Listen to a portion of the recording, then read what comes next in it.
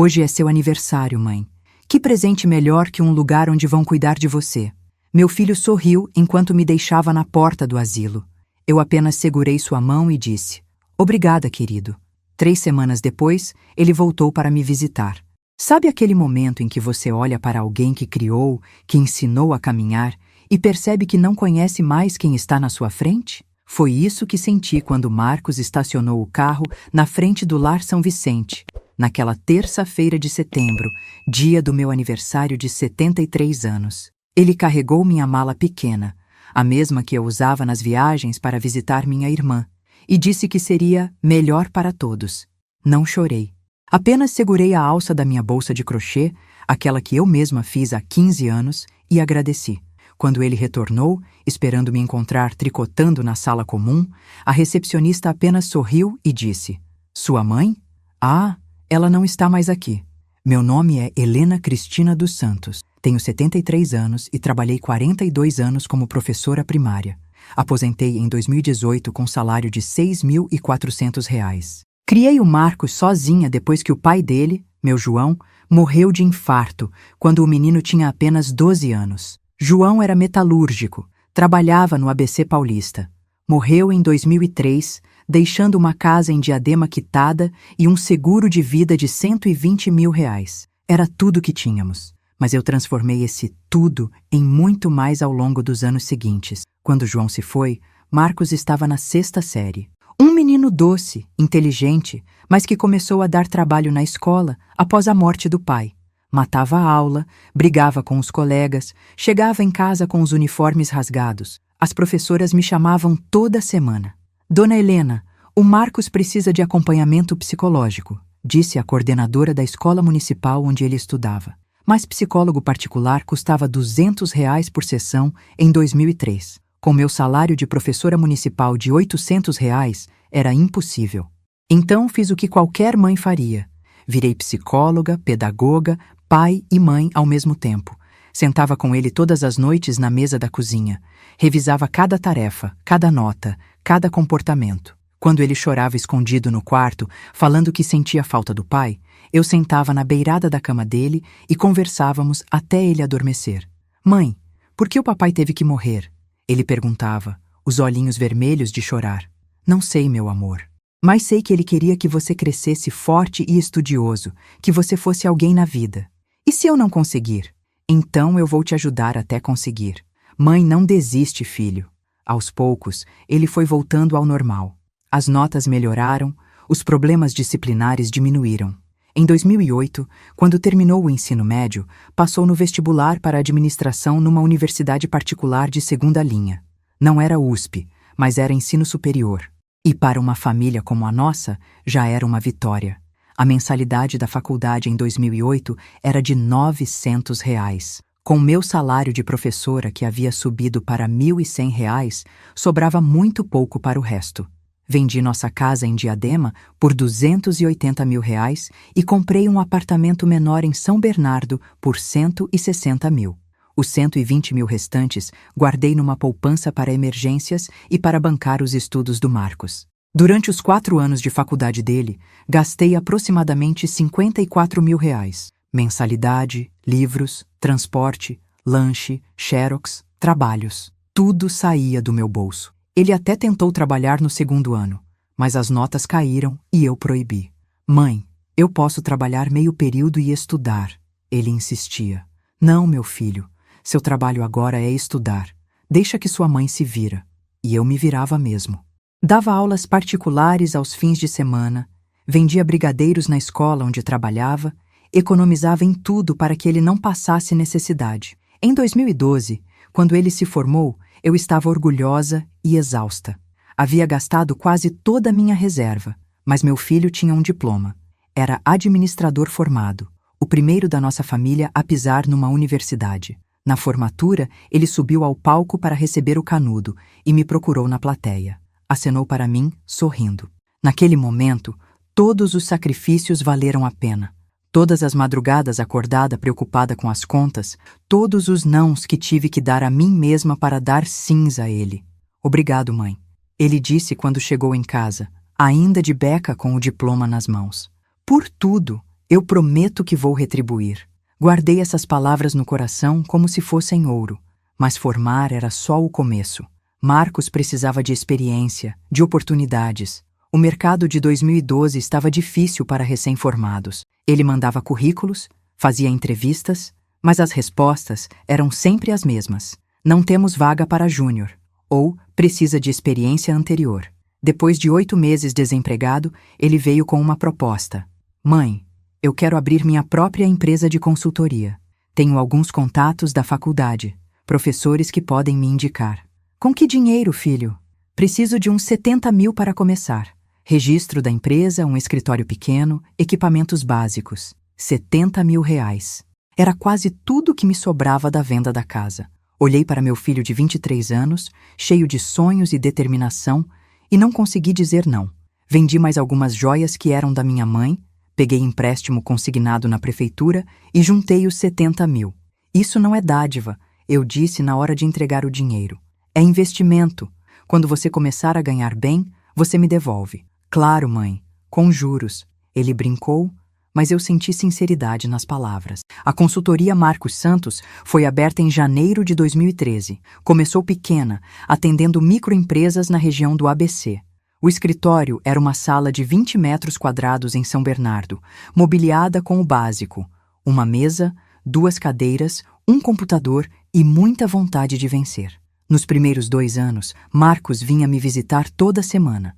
Contava sobre os clientes, os projetos, as dificuldades. Eu preparava almoço de domingo para ele, escutava suas histórias de trabalho, dava conselhos quando pedia.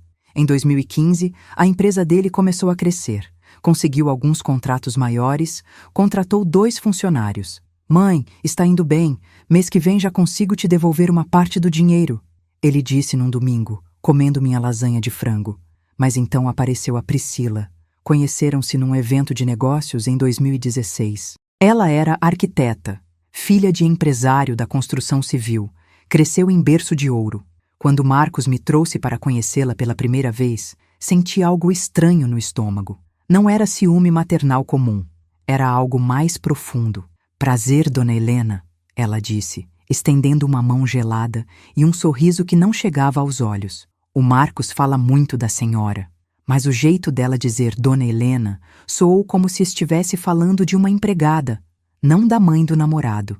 Durante o almoço daquele domingo, Priscila fez vários comentários que me incomodaram. Nossa, que apartamento aconchegante! Disse olhando ao redor com aquela expressão que significa exatamente o oposto. Deve ser bom morar num lugar simples assim, sem muita preocupação com manutenção. Simples. A palavra ecoou na minha cabeça durante dias. Casaram em março de 2017. Uma cerimônia pequena, mas Priscila fez questão de deixar claro que ela queria algo maior. É uma pena que não pudemos fazer a festa que sonhávamos, ela comentou com as amigas, alto o suficiente para eu escutar. Mas né, começando do zero é assim mesmo. Do zero? Meu filho tinha uma empresa crescendo, um apartamento próprio que ele conseguiu financiar com o lucro do negócio. Começando do zero era quando eu fiquei viúva aos 43 anos com uma criança para criar. Após o casamento, as visitas de Marcos começaram a espaçar. De toda semana, passou para quinzenal, depois para mensal. Quando eu ligava para ele, sempre havia uma desculpa. Mãe, estou super corrido no trabalho. Ou, Priscila não está se sentindo bem, não posso sair. Um dia, em dezembro de 2017, ele veio me visitar sozinho. Cadê a Priscila? Perguntei. Está cansada, trabalhou muito esta semana. Mentira. Eu sabia que era mentira pelo jeito como ele desviou os olhos. Filho, está tudo bem entre vocês? Está, mãe. Por que pergunta? Porque você parece diferente, mais distante. Ele suspirou.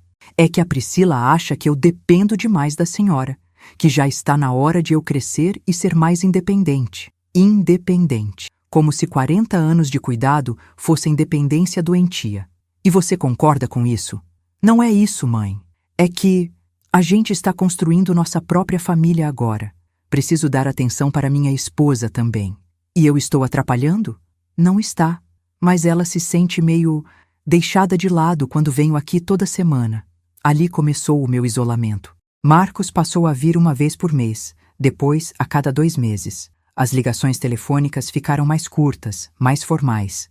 Ele parou de contar detalhes do trabalho, parou de pedir conselhos, parou de ser meu filho para virar apenas o marido da Priscila. Em 2019, comecei a sentir dores fortes nas mãos e joelhos. O médico diagnosticou artrose avançada. Alguns dias a dor era tanta que mal conseguia abrir uma garrafa de água ou carregar uma sacola de supermercado. Liguei para o Marcos contando sobre o diagnóstico. Nossa, mãe, sinto muito. A senhora precisa de alguma coisa? Não, filho. Só queria que soubesse. Qualquer coisa me liga, tá? Tenho que desligar agora. Estou numa reunião importante. Esperei ele ligar de volta. Esperei ele aparecer para ver como eu estava. Esperei uma semana. Nada. Foi então que comecei a contratar a Conceição, uma mulher de 50 anos, viúva também, que trabalhava como cuidadora. Vinha 3 vezes por semana me ajudar com a limpeza pesada, fazer supermercado, preparar algumas refeições que eu pudesse esquentar ao longo da semana. Conceição custava R$ 450 por semana. Com minha aposentadoria de 6.400, eu conseguia pagar. Mas não deixava de ser irônico. Eu pagava uma estranha para fazer o que um filho deveria fazer por amor.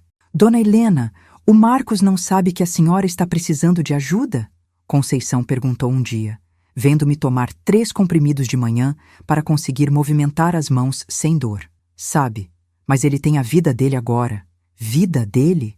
A senhora é a mãe dele. Isso não muda nunca. Conceição tinha razão, mas eu já havia me conformado. Filho casado é filho perdido, dizia minha vizinha Dona Carmen. Eu não acreditava nisso antes. Agora estava começando a acreditar. Ironicamente, era justamente em 2019 que a empresa do Marcos mais crescia. Conceição sempre via ele passando na TV local, dando entrevistas sobre empreendedorismo, falando sobre o sucesso da consultoria dele. Jovem empresário de São Bernardo, fatura mais de R$500 mil por ano, dizia a manchete. R$500 mil por ano.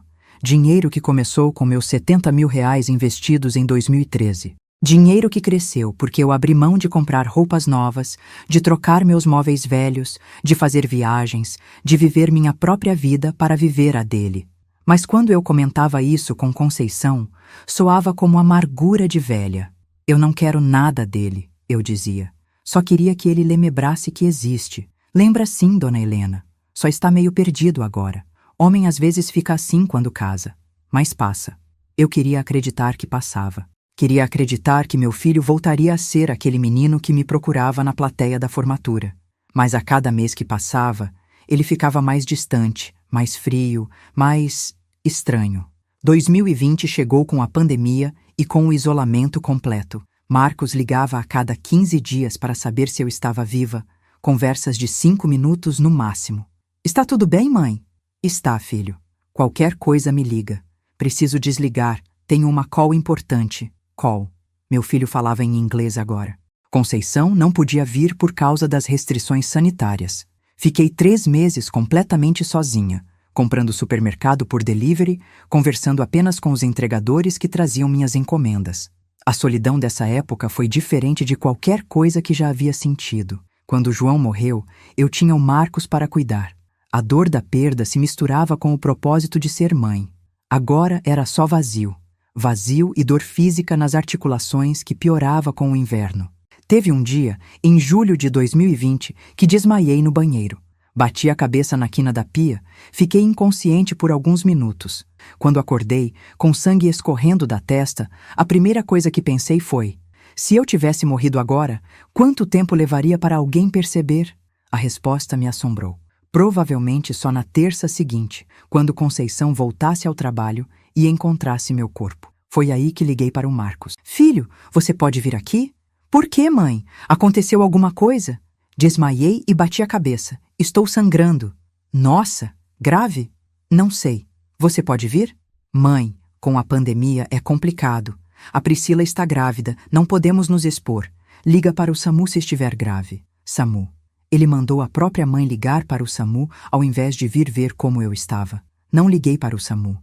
Limpei o sangue, colei um band-aid e chorei até não ter mais lágrimas. Ali, eu entendi que havia perdido meu filho para sempre.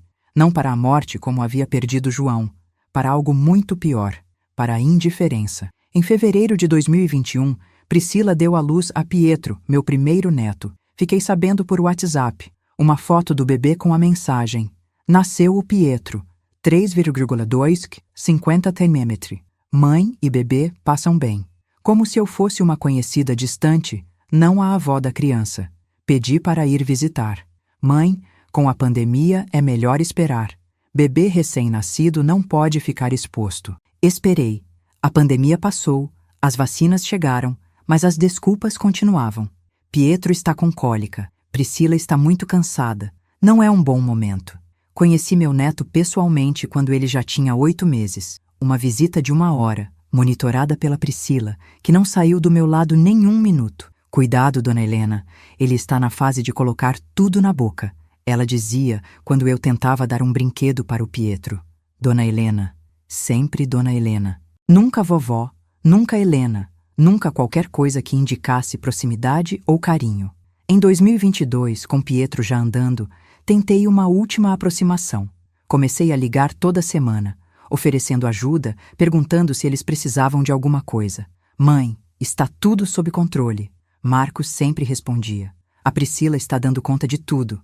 Em maio de 2022, ofereci cuidar do Pietro uma tarde para eles poderem sair sozinhos. Não precisa, mãe. A gente tem uma babá muito boa. Babá. Preferiam pagar uma estranha para cuidar do meu neto do que deixá-lo comigo uma tarde. Em agosto, tentei convidá-los para almoçar no meu aniversário de 72 anos. Ai, dona Helena, que pena. Priscila respondeu quando atendeu o telefone do Marcos. O Marcos está viajando a trabalho e eu não dirijo muito bem para aí. Que tal a gente comemora outro dia? O outro dia nunca chegou. Em dezembro, no Natal, enviei presentes caros para o Pietro. Roupinhas de marca que custaram metade da minha aposentadoria. A resposta foi uma mensagem fria. Obrigado pelos presentes. Pietro adorou. Nem foto do menino com as roupas eu recebi. Nesta terça-feira, 12 de setembro de 2023, acordei cedo como sempre. Fiz café, sentei na varanda, olhei o movimento da rua. Era meu aniversário de 73 anos. Esperei uma ligação, uma mensagem, qualquer sinal de que alguém lembraria. Às 10 da manhã, Conceição chegou com um bolo pequeno de chocolate. Parabéns, dona Helena. Não podia esquecer da data da minha patroa favorita. Patroa favorita. Uma funcionária se lembrava do meu aniversário quando meu próprio filho havia esquecido. Às 2 da tarde, o interfone tocou. Era Marcos. Meu coração disparou. Ele lembrou. Veio me parabenizar. Corri até o interfone como uma adolescente apaixonada. Filho, que surpresa boa! Oi, mãe, posso subir?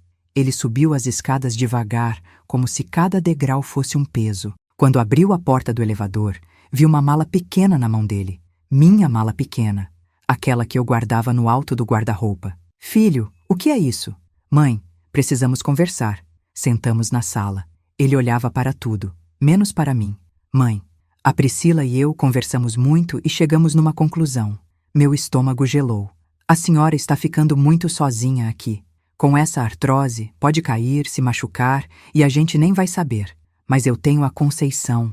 Ah, sim, Conceição vem 3 vezes por semana. E se acontecer alguma coisa nos outros dias? Ele respirou fundo.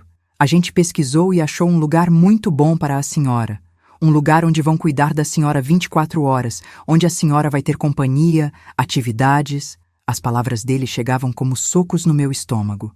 Um lugar? É um lar para idosos, mãe? Mas é muito bom, sabe? Tem enfermagem, fisioterapia, nutricionista, asilo. Ele estava me levando para um asilo no meu aniversário. E se eu não quiser ir? Mãe, a senhora quer o nosso bem, né? A gente não tem estrutura para cuidar da senhora em casa. A Priscila está grávida de novo, o Pietro dá muito trabalho. Grávida de novo. Nem isso ele havia me contado. É temporário, ele continuou. Até a senhora se adaptar, melhorar dessa artrose, ficar mais independente. Mentira. Eu sabia que era mentira. Vi nos olhos dele a mesma expressão que tinha quando era criança e quebrava alguma coisa escondido. Ele não mentia bem desde pequeno. Hoje é meu aniversário, filho. Eu sei, mãe. Por isso pensei que seria um bom presente. Um lugar onde vão cuidar da senhora direito. Cuidar de mim direito. Como se eu fosse um fardo que ele finalmente conseguiu se livrar. Já está tudo acertado? Já conversei com eles. A senhora pode levar suas coisas pessoais, algumas roupas. Ele já havia decidido tudo sem me consultar. Já havia me matriculado, pago a entrada, escolhido meu quarto. Eu era apenas uma encomenda sendo entregue no destino final. Quanto custa? 8.500 por mês. A senhora paga com a aposentadoria e uma parte da reserva que tem guardada. Como ele sabia da minha reserva? Como ele sabia exatamente quanto eu tinha de dinheiro? Eu não quero ir, Marcos. Mãe, por favor, não torna isso mais difícil do que já é. Para quem? Para ele? Porque para mim já era impossível. Olhei para meu filho de 34 anos, pai de família, empresário bem-sucedido, e tive que aceitar uma verdade dolorosa. Eu havia perdido totalmente o controle sobre minha própria vida. Está bem, eu disse. Vou pegar minhas coisas. Ele me ajudou a fechar a mala com as roupas que escolhi levar. Peguei minha bolsa de crochê, alguns remédios, o álbum de fotos da família. Tudo o que restava de 73 anos de vida cabia numa mala pequena. Na porta, ele me abraçou. Um abraço rápido, meio sem jeito. A senhora vai gostar de lá, mãe. Tem muita gente da sua idade. Tenho certeza, eu disse, segurando as lágrimas. Durante o trajeto até o Lar São Vicente, fiquei olhando pela janela as ruas que eu conhecia há décadas. Estava me despedindo de tudo. Da minha vizinhança, da minha independência, da minha dignidade. A visita é domingo das 14 às 17 horas, Marcos disse enquanto estacionava, como se eu fosse presidiária recebendo informações sobre o horário de visita. Você vem domingo? Claro, mãe. Toda semana. Mais uma mentira. Eu sabia que seria a última que eu escutaria dele por muito tempo. E você? O que faria no meu lugar? Deixe seu comentário contando o que você está sentindo vendo essa história. Será que Marcos realmente vai me visitar toda semana como prometeu? O que você acha que vai acontecer quando ele voltar? O Lar São Vicente não era o lugar horrível que eu imaginava. Era limpo, organizado, com funcionários educados e quartos individuais com banheiro próprio. Mas não era minha casa, e isso fazia toda a diferença do mundo. Meu quarto ficava no segundo andar, número 247. Uma cama de solteiro, um guarda-roupa pequeno, uma poltrona de couro sintético marrom e uma janela que dava para o estacionamento. Era ali que eu deveria passar meus últimos anos de vida, olhando carros entrando e saindo. Na primeira noite, não consegui dormir. O colchão era diferente, o travesseiro muito baixo, os barulhos estranhos. Ouvia os passos dos funcionários no corredor, as tosses de outros residentes, o barulho da máquina de café sendo ligada às 5 da manhã. Às 6 horas, uma auxiliar de enfermagem bateu na porta. Dona Helena? Hora do café da manhã. Era a Jéssica, uma menina de uns 25 anos, magra, com um sorriso genuíno que me fez sentir um pouco menos perdida. Posso tomar café no quarto? Pode, mas é melhor descer. A senhora vai conhecer o pessoal, fazer amizades. Amizades, como se fosse simples assim. Desci para o refeitório de má vontade. Umas 40 pessoas estavam sentadas em mesas de 4 lugares cada. Alguns conversavam animadamente. Outros comiam em silêncio. Alguns poucos pareciam não entender muito bem onde estavam. Senta aqui, querida. Uma senhora de cabelos brancos impecáveis me chamou. Sou a Carmen, mas pode me chamar de Dona Carmen. Chegou ontem? Cheguei. Helena. Bem-vinda ao Clube dos Filhos Ingratos. Ela disse rindo, mas com amargura nos olhos. Brincadeira. Aqui é bom. Você vai se acostumar. Na mesa também estava seu Arnaldo. Um homem de uns 75 anos, ex-contador, viúvo há 3 anos. E Dona Marta, 80 anos, que havia sido diretora de escola a vida inteira. Pessoas cultas, inteligentes, que tinham muito mais a oferecer ao mundo do que um quarto no segundo andar de um asilo. E o que trouxe você para cá? Dona Carmen perguntou enquanto passava geleia no pão. Meu filho achou que seria melhor. Ah, o clássico, seu Arnaldo comentou. Filhos que acham que sabem o que é melhor para os pais. O meu vendeu minha casa sem me consultar. Disse que era para meu próprio bem. Dona Marta suspirou. A minha nora conseguiu convencer meu filho de que eu estava com demência. 3 exames médicos provando que está tudo normal na minha cabeça. Mas ela insistiu que eu precisava de cuidado especializado. Comecei a entender que eu não estava sozinha. Havia toda uma geração de pais abandonados ali, cada um com sua versão da mesma história. Filhos que cresceram, enriqueceram e decidiram que os pais eram um problema a ser resolvido. No terceiro dia, recebi uma visita inesperada. Conceição apareceu no portão do asilo com os olhos vermelhos de chorar. Dona Helena, graças a Deus que a encontrei. Conceição? Como você soube que eu estava aqui? Fui trabalhar na sua casa ontem. Quando cheguei, tinha um homem lá tirando suas plantas do jardim. Perguntei o que estava acontecendo e ele disse que a casa ia ser vendida, que a senhora tinha se mudado. Vendida? Marcos estava vendendo minha casa? Consegui o telefone do Marcos com a vizinha e liguei para ele. Ele disse que a senhora estava melhor cuidada aqui e que meus serviços não eram mais necessários. Demitida. Conceição havia sido demitida sem nem me consultarem. Dona Helena, eu preciso contar uma coisa para a senhora. É sobre a Priscila. Meu coração acelerou. O que sobre ela? Conceição olhou ao redor, se certificou de que estávamos sozinhas no jardim do asilo. Há uns 2 meses, quando eu estava limpando a casa da senhora, a Priscila apareceu lá. Na minha casa? Sozinha? Sozinha. Disse que estava procurando uns documentos que o Marcos tinha esquecido. Mas ela ficou mexendo nos seus móveis, fotografando tudo, medindo suas coisas. Fotografando com o celular. A cômoda francesa da sua avó, o aparador de jacarandá, o piano alemão, tudo. E ficava falando no telefone com alguém sobre peças de época e valor de mercado. Meu sangue gelou. Meus móveis eram heranças de família, peças que minha mãe havia deixado para mim. A cômoda francesa vinha da minha bisavó. Era de 1890. O aparador era do meu pai, madeira maciça de jacarandá. O piano alemão foi comprado nos anos 50 com muito sacrifício. E tem outra coisa, Conceição continuou. Semana passada vi um anúncio no Mercado Livre. Era sua cômoda francesa sendo vendida por Priscila Monteiro Consultoria. Ela está vendendo minhas coisas? Está, por R$18.000. E tinha uma descrição dizendo: peça de família, urgente, aceito proposta. R$18.000. Uma fortuna para uma cômoda que tinha valor muito mais sentimental que financeiro para mim. Mas para eles era só dinheiro fácil. Conceição, você pode me fazer um favor? Qualquer coisa, Dona Helena. Você pode investigar o que mais eles estão vendendo? Entrar no Mercado Livre, no OLX, ver se encontra outras coisas minhas? Conceição pegou um caderninho da bolsa e anotou tudo. Pode deixar. E Dona Helena, tem mais uma coisa. Ontem, quando o Marcos me dispensou, ele estava muito estranho, nervoso, apressado, e eu ouvi a Priscila falando no telefone com alguém sobre acelerar o processo antes que ela vire um problema maior. Antes que eu vire um problema maior. Eles estavam com pressa de me descartar porque eu estava atrapalhando algum plano. Naquela noite, contei tudo para meu novo grupo de amigos. Dona Carmen, seu Arnaldo e Dona Marta ouviram cada palavra com atenção crescente. Helena, isso é crime, seu Arnaldo disse sério. Apropriação indébita de bens, no mínimo.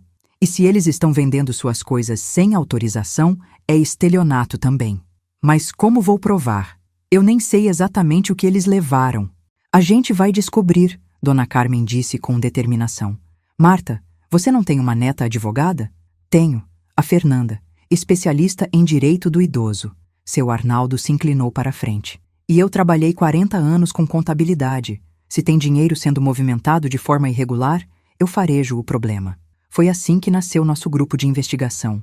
4 idosos num asilo planejando desmascarar uma nora golpista e um filho manipulado. Conceição voltou 3 dias depois com informações que me deixaram em estado de choque. Sentamos no jardim do asilo e ela abriu um caderno cheio de anotações. Dona Helena, é pior do que imaginávamos. Ela me mostrou prints de tela do celular dela. Minha cômoda francesa, vendida por R$18.000. Meu aparador de jacarandá, anunciado por R$25.000. O piano alemão, R$42.000. Valor negociável. Somando tudo que eles já venderam ou estão vendendo, são R$85.000 só dos móveis, Conceição calculou. R$85.000.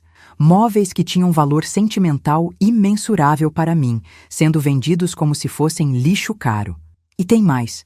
Consegui falar com a dona Neuza, sua vizinha. Ela disse que tem gente indo na sua casa quase todo dia. Homens de mudança, pessoas avaliando coisas, um corretor de imóveis medindo a casa. Corretor de imóveis? Eles vão vender sua casa também, Dona Helena. A dona Neuza disse que o corretor comentou que é venda urgente, preço abaixo do mercado. Minha casa. A casa onde criei meu filho, onde vivi 25 anos, onde cada canto tinha uma memória. Sendo vendida às pressas como se fosse um problema a ser resolvido. Conceição, você pode fazer mais uma coisa para mim? Fale. Você pode ir até o banco onde eu tenho conta e verificar minha movimentação? Sei o gerente lá há 15 anos. Ele me conhece, mas precisa de autorização. Pode dizer que sou eu que estou pedindo, que estou preocupada porque não estou conseguindo acessar minha conta online. Conceição anotou tudo. Dona Helena, posso perguntar uma coisa? Por que a senhora não liga direto para o Marcos e confronta ele? Porque se eu confrontar agora sem provas, ele vai negar tudo. Vai dizer que está guardando meu dinheiro, que vai me devolver, que é para meu próprio bem. Preciso saber exatamente o que eles fizeram antes de fazer qualquer movimento. Dona Carmen, que estava ouvindo nossa conversa de longe, se aproximou. Muito bem, Helena. Meu ex-marido era assim, mentiroso profissional. Aprendi que com gente assim você só pode chegar com as cartas na mesa quando tem todas as cartas. Uma semana depois, Conceição voltou com uma pasta cheia de papéis e uma expressão devastada no rosto. Dona Helena, senta que eu preciso te mostrar uma coisa. Ela abriu a pasta e espalhou extratos bancários na mesa do jardim. Minha conta corrente, minha poupança, aplicações que eu nem sabia que existiam. O gerente, seu Antônio, ficou preocupado quando soube que a senhora estava num asilo. Disse que teve movimentações estranhas na sua conta nos últimos meses. Peguei os extratos com as mãos tremendo. O que vi me fez sentir como se tivessem arrancado meu coração do peito. Transferências de R$ 5.000, de R$ 8.000, de R$ 12.000, sempre para a conta de Marcos ou para contas que eu não conhecia. Em 6 meses, tinham saído R$ 87.000 da minha reserva. Como isso é possível? Eu não autorizei nenhuma transferência. Conceição apontou para um documento no meio dos papéis. Aqui está o problema. Procuração em nome do Marcos para movimentar suas contas. Assinada pela senhora em março deste ano. Peguei o documento. Era minha assinatura mesmo, mas eu não me lembrava de ter assinado isso. Dona Helena, a senhora lembra de ter assinado algum papel para o Marcos? Algo que ele disse que era só uma formalidade? Pensei, e de repente me lembrei. Em março, Marcos havia aparecido com uns papéis. Disse que era para facilitar, se um dia eu precisasse de ajuda com as contas. É só para emergências, mãe. Para eu poder te ajudar se precisar. Emergência dele, não minha. Seu Antônio disse mais alguma coisa? Disse que nos últimos 2 meses apareceu uma mulher se passando por sua procuradora. Loira, bem vestida, dizendo que a senhora tinha dado autorização para ela movimentar a conta. Priscila, ela estava usando a procuração que Marcos me fez assinar para roubar meu dinheiro. E o pior, dona Helena, Conceição continuou. Seu Antônio disse que a empresa do Marcos está com problemas. Deve muito dinheiro para fornecedores, está quase falindo. Tudo começou a fazer sentido. A pressa em me colocar no asilo, a venda dos móveis, o roubo do dinheiro. Eles estavam usando meu patrimônio para salvar a empresa falida do Marcos. Seu Arnaldo, que estava ouvindo tudo, balançou a cabeça. Helena, isso é mais sério do que imaginávamos. Eles não estão só te negligenciando. Eles estão te roubando sistematicamente. Mas a revelação mais devastadora ainda estava por vir. Fernanda, a neta advogada da dona Marta, apareceu no asilo numa tarde de quinta-feira. Uma mulher de uns 35 anos, séria, com uma pasta cheia de documentos. Dona Helena, consegui algumas informações sobre a situação da empresa do seu filho e sobre a Priscila. Sentamos na sala de visitas, um ambiente mais reservado. Fernanda espalhou papéis na mesa com a eficiência de quem faz isso profissionalmente. A consultoria do Marcos está devendo R$ 340 mil para fornecedores, tem 3 processos trabalhistas em andamento e está no Serasa há 4 meses. R$ 340 mil. Era dinheiro que eles nunca conseguiriam pagar com a receita da empresa. E a Priscila? Aí é que a coisa fica interessante. Fernanda puxou outro documento. Ela não é só arquiteta. Tem uma empresa fantasma registrada no nome dela desde 2019. Priscila Monteiro Consultoria. Objeto social. Compra e venda de antiguidades e objetos de arte. Objetos de arte. Meus móveis antigos. Pelos registros que consegui, Ela já movimentou mais de R$ 200 mil nessa empresa nos últimos 2 anos. E adivinha de onde vem a maior parte do dinheiro? Não precisei adivinhar. Eu sabia. Dos móveis que ela roubou da minha casa. Exato. E tem mais. Conversei com um investigador particular que trabalha com casos de abuso financeiro contra idosos. Ele disse que é um padrão comum. Noras que convencem os maridos a isolar as mães, depois sistematicamente roubam tudo que elas têm. Fernanda me entregou uma foto. Essa foto foi tirada no último fim de semana. Seu filho, a Priscila e o Pietro, numa pousada em Campos do Jordão. Suíte presidencial, R$ 800 a diária. R$ 800 por noite, com meu dinheiro. Enquanto eu comia comida de asilo e dormia numa cama de solteiro, eles gastavam meu dinheiro em viagens de luxo. E sabe o que é mais revoltante? Fernanda continuou. Encontrei posts nas redes sociais da Priscila. Ela postou uma foto dos móveis da senhora no apartamento novo deles, com a legenda: "Móveis de família têm tanto charme. Herança é tudo. Herança." Ela chamou meus móveis roubados de herança.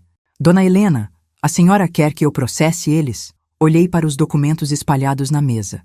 Provas de roubo, de mentira, de uma manipulação orquestrada para me destruir financeiramente. Senti uma raiva que não sabia que existia dentro de mim.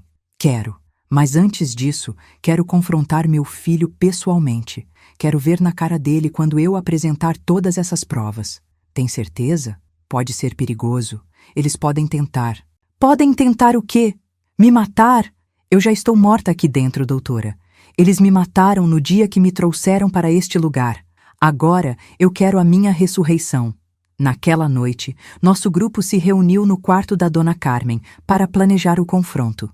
Parecíamos conspiradores numa missão secreta e, de certa forma, era exatamente isso que éramos. Helena, você precisa ser esperta, seu Arnaldo disse. Se eles perceberem que você descobriu tudo, podem tentar se livrar das provas. Ou podem tentar internar ela numa clínica psiquiátrica, Dona Marta acrescentou, alegando demência, surto, qualquer coisa. Já vi casos assim. Fernanda abriu um gravador pequeno. Por isso vou estar presente no confronto. E vamos gravar tudo. Qualquer confissão que eles fizerem pode ser usada judicialmente. E se eles não confessarem nada? Então eu processo eles com base nas provas que já temos. Mas confissão espontânea sempre fortalece o caso. Conceição levantou a mão como se estivesse numa aula. E eu posso ajudar como? Quero fazer parte disso. Você vai ser nossa testemunha-chave, Fernanda explicou. Você viu a Priscila na casa da Helena, ouviu as conversas, tem acesso a informações que ninguém mais tem. Dona Carmen sorriu maliciosamente. E eu vou providenciar que Helena saia do asilo no dia do confronto sem ninguém perceber. Tenho minhas manhas. Como assim? Querida, você acha que eu fiquei 40 anos dirigindo escola sem aprender a contornar regras quando necessário?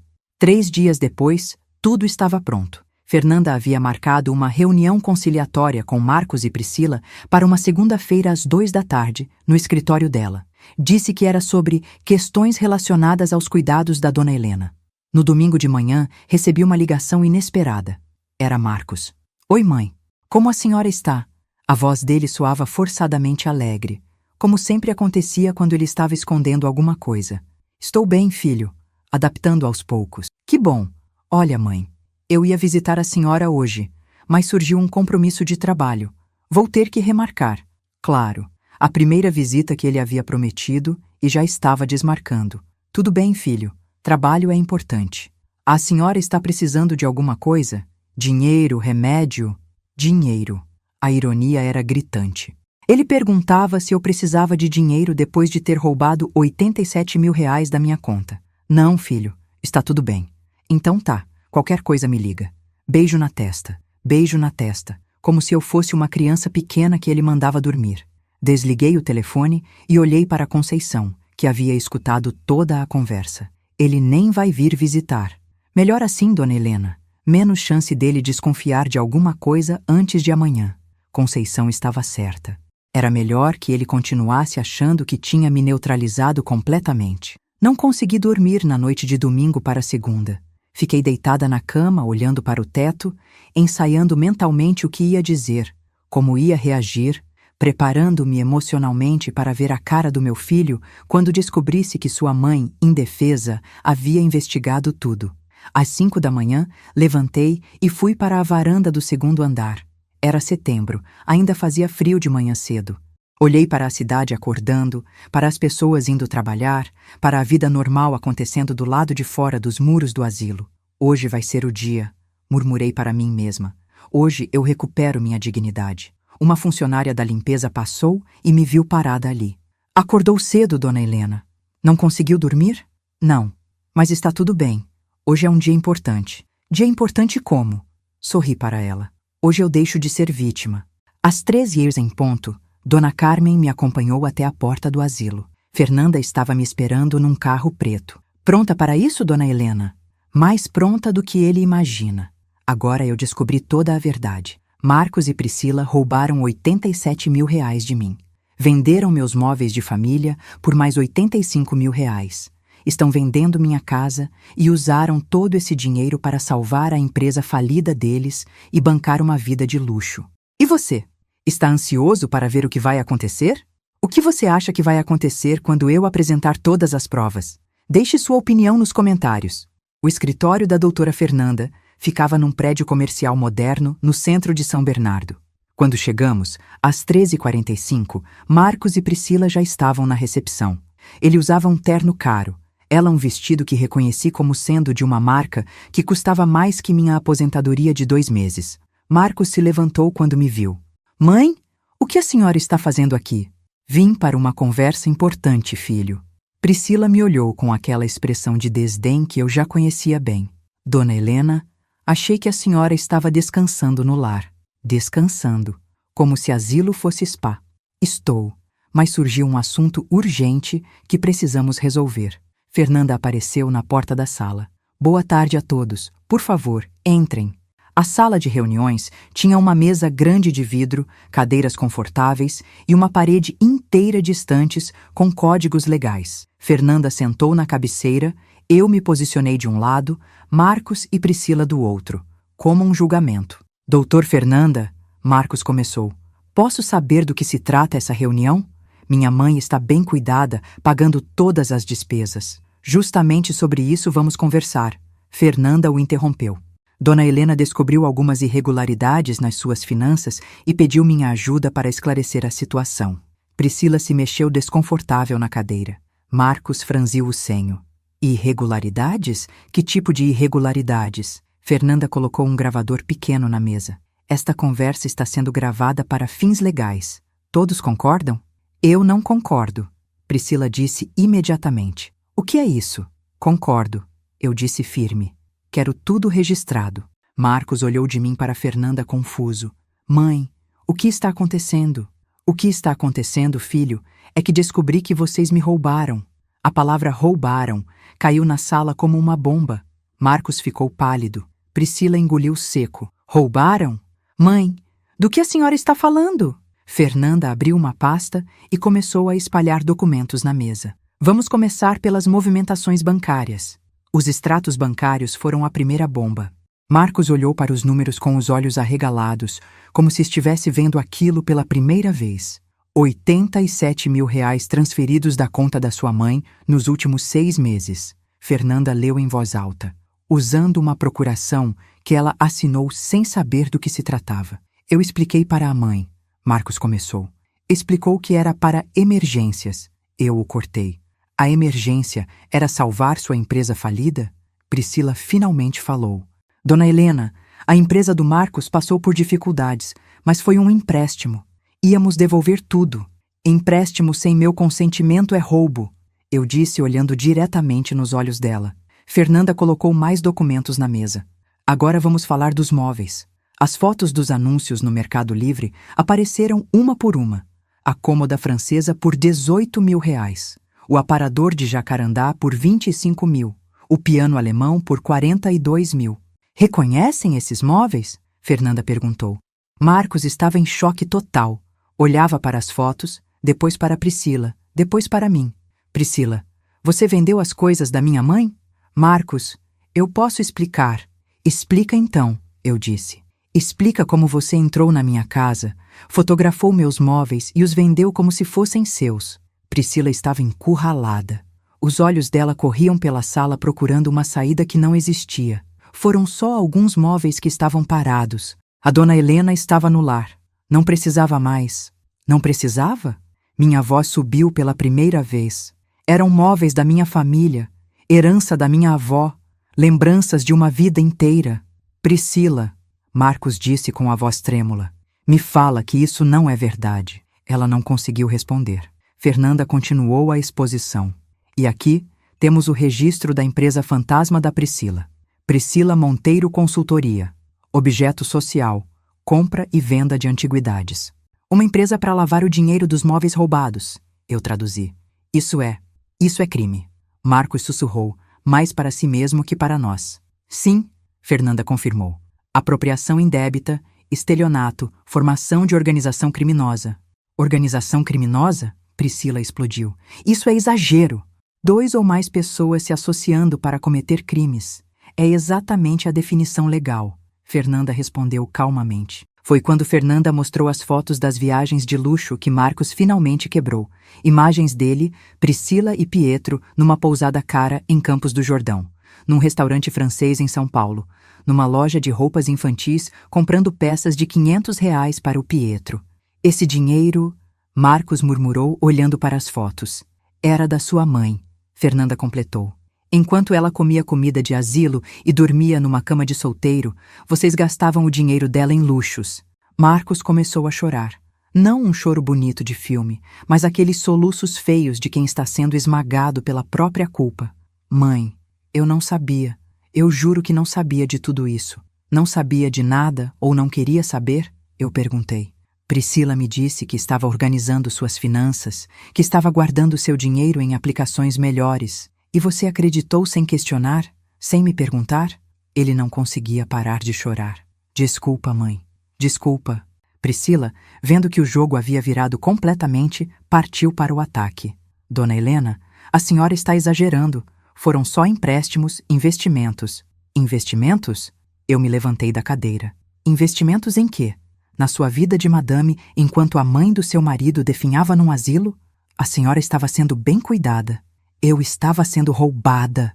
Minha voz ecoou pela sala. Era a primeira vez em 3 semanas que eu gritava, que liberava toda a raiva acumulada. Vocês me trataram como lixo. Me jogaram num asilo no meu aniversário para poder roubar minha casa, meus móveis, meu dinheiro. Vocês me mataram em vida. Marcos estava soluçando descontroladamente. Mãe, perdão, perdão, perdão?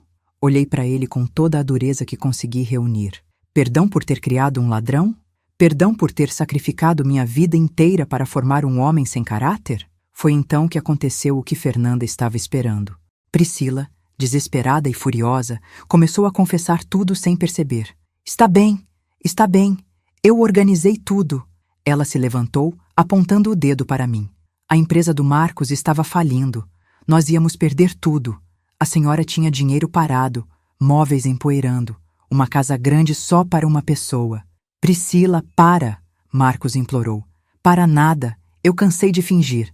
Ela continuou gritando. Cansei de fazer papel de nora boazinha para uma velha que só atrapalhava nossa vida. A senhora estava sozinha mesmo, doente, sem futuro. Pelo menos seu dinheiro serviu para alguma coisa útil. Útil como? Fernanda perguntou, mantendo a calma. Para salvar um negócio, uma família jovem, uma criança, em vez de ficar apodrecendo numa conta de uma velha que ia morrer em poucos anos mesmo? O silêncio que se seguiu foi ensurdecedor. Priscila havia confessado tudo, o planejamento, a motivação, o desprezo pela minha vida. Marcos estava olhando para ela como se estivesse vendo um monstro. Priscila, o que você fez? O que eu fiz? O que nós fizemos? Você assinou as procurações, você me deu as chaves da casa dela, você concordou com o asilo. Mas eu não sabia que você estava roubando. Não sabia porque não quis saber. Era mais cômodo deixar eu resolver tudo e ficar com as mãos limpas. Fernanda estava gravando cada palavra, cada confissão, cada admissão de culpa. E tem mais, Fernanda disse, puxando outros documentos.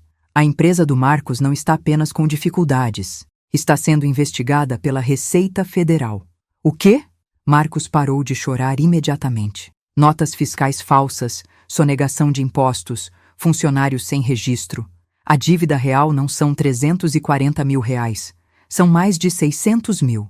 Priscila ficou branca como papel. O dinheiro da dona Helena não salvou empresa nenhuma. Só atrasou a falência inevitável. Marcos olhou para Priscila com uma mistura de horror e compreensão. Por isso você estava com tanta pressa para tirar mais dinheiro da minha mãe. Marcos, eu posso explicar.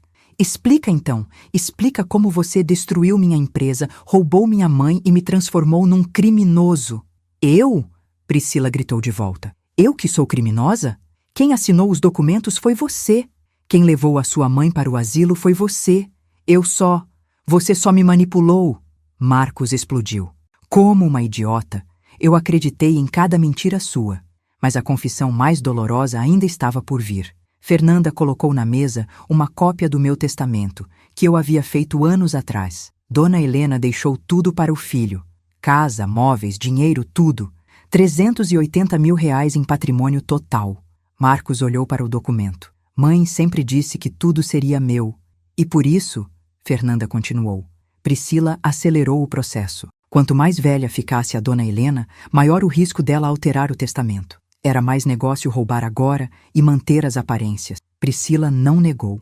Apenas ficou ali, derrotada, exposta em toda a sua ganância. Havia um plano maior, Fernanda revelou. Conversei com o médico que Priscila consultou sobre problemas de memória da dona Helena. Ela estava tentando conseguir uma declaração de incapacidade mental. Para quê? Marcos perguntou, embora já soubesse a resposta. Para assumir a tutela legal dela, controlar completamente suas finanças. E depois, acidentes acontecem em asilos. A sala ficou em silêncio mortal. A implicação era clara e aterrorizante. Marcos olhou para Priscila com horror absoluto. Você ia matar minha mãe? Não diretamente, Priscila disse friamente, mas uma overdose acidental de medicação, uma queda infeliz no banheiro. Fernanda parou a gravação. Acho que temos material suficiente. O que acontece agora? Marcos perguntou com a voz quebrada. Agora a Priscila vai ser presa. Fernanda disse simplesmente. Apropriação indébita, estelionato, formação de organização criminosa e agora tentativa de homicídio premeditado. E eu? Você tem duas opções, Marcos. Colaborar com a investigação, devolver tudo que foi roubado e tentar um acordo de delação premiada. Ou ser processado como coautor de todos os crimes. Marcos olhou para mim com olhos desesperados. Mãe, o que eu faço? Era a primeira vez em anos que ele pedia minha opinião sobre algo importante. Você faz a coisa certa, filho. Pela primeira vez em muito tempo, você faz a coisa certa. Eu vou devolver tudo. Cada centavo. Vou vender meu apartamento, meu carro, tudo. E a Priscila? Marcos olhou para a mulher que havia sido sua esposa, a mãe do seu filho, e que agora se revelava uma criminosa fria e calculista. A Priscila não é mais minha família. Fernanda ligou para a polícia. 20 minutos depois, 2 investigadores chegaram no escritório. Priscila foi presa em flagrante por apropriação indébita qualificada com base nas confissões gravadas. Vocês vão se arrepender disso, ela gritou enquanto era algemada. Eu vou provar que a velha está senil, que vocês me induziram, que isso tudo é armação. Pode tentar, Fernanda disse calmamente. Todas as provas estão documentadas, todos os crimes confessados. E agora, resistência à prisão também. Quando os policiais saíram levando Priscila, a sala ficou em silêncio. Apenas eu, Marcos e Fernanda. E agora? Marcos perguntou. Agora você vai me levar para casa, eu disse. Que casa, mãe? O asilo? Minha casa de verdade. E você vai me ajudar a desfazer essa bagunça toda. Nos 2 meses seguintes, minha vida virou de cabeça para baixo, mas dessa vez, para melhor. Marcos conseguiu recuperar boa parte dos móveis que Priscila havia vendido. Alguns compradores, quando souberam que eram produtos de roubo, devolveram espontaneamente. Outros precisaram ser convencidos judicialmente. A cômoda da vovó voltou para seu lugar na sala. O aparador de jacarandá estava arranhado, mas um restaurador conseguiu deixá-lo quase como novo. O piano alemão precisou ser afinado, mas voltou a encher a casa de música. Dos 87 mil reais roubados, Marcos conseguiu recuperar 63 mil vendendo o apartamento dele. O resto foi sendo pago aos poucos, com o dinheiro que ele conseguiu ganhar, fechando a empresa e trabalhando como consultor freelancer. Mãe, Vai levar uns 3 anos para quitar tudo, ele disse numa tarde, sentado na minha mesa de jantar, a mesma mesa onde eu o ajudava com a lição de casa quando criança. Não tem pressa, filho. O importante é que você entendeu. Entendi o quê? Que dignidade não se negocia, que família não é sobre dinheiro, é sobre respeito. Marcos se divorciou de Priscila enquanto ela cumpria pena em regime fechado. Conseguiu a guarda total do Pietro após provar que ela representava perigo para a criança. O menino, que agora tem 3 anos, veio morar comigo e com o pai. Vovó, Pietro me disse no primeiro dia, o papai disse que você é muito forte.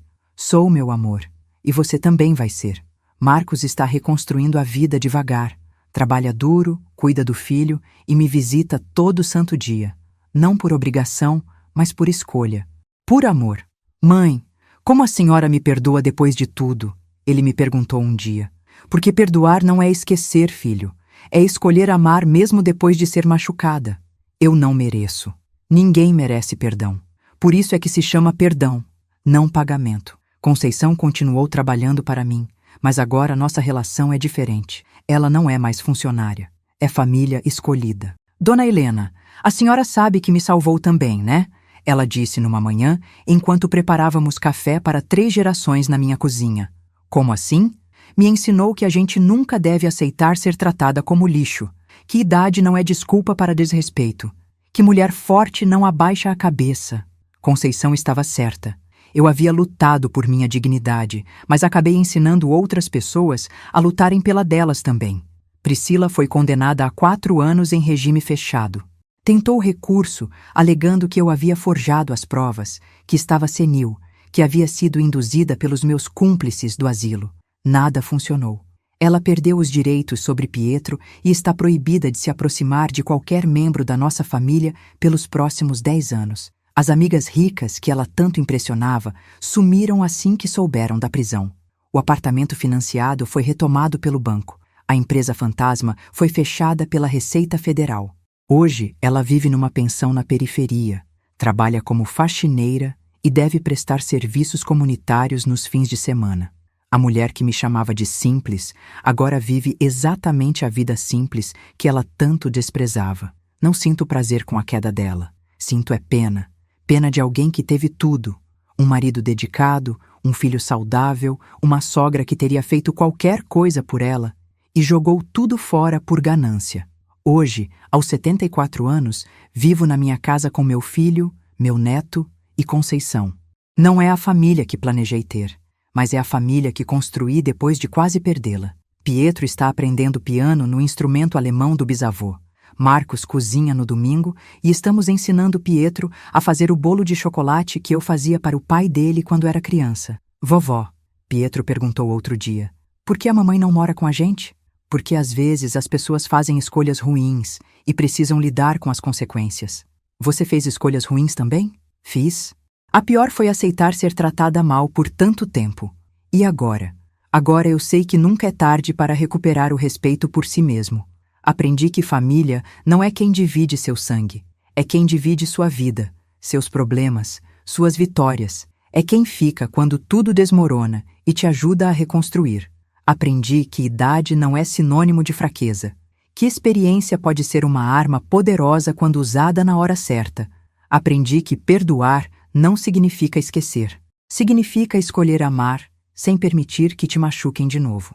Mas principalmente aprendi que mãe não é quem aceita qualquer coisa dos filhos. Mãe verdadeira é quem ensina os filhos a serem pessoas dignas, mesmo que isso signifique dizer não, estabelecer limites e às vezes lutar contra eles para salvá-los de si mesmos. Marcos hoje é um homem melhor do que era há 2 anos. Pietro está crescendo sabendo que respeito se conquista com caráter, não com dinheiro. E eu recuperei minha dignidade e descobri que nunca é tarde para mostrar que uma mulher experiente ainda tem força para lutar por aquilo que é certo. A vida não ficou perfeita. Ainda há contas a pagar, cicatrizes a curar, confiança a reconstruir. Mas há algo que não tinha há muito tempo.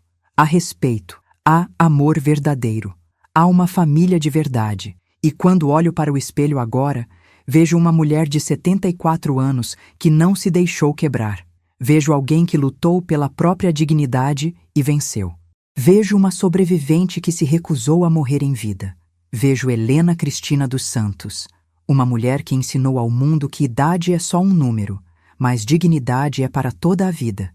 Se essa história tocou seu coração, se você já passou por algo parecido ou conhece alguém que viveu situação semelhante, deixe seu comentário contando de onde você está assistindo e o que sentiu. Compartilhe este vídeo com quem precisa saber que nunca é tarde para recuperar a dignidade e o respeito que merecemos. Curta, se inscreva no canal para mais histórias reais de pessoas que encontraram forças para transformar dor em vitória. E clique agora na próxima história que está aparecendo na sua tela, porque toda história de abandono pode se tornar uma história de recomeço.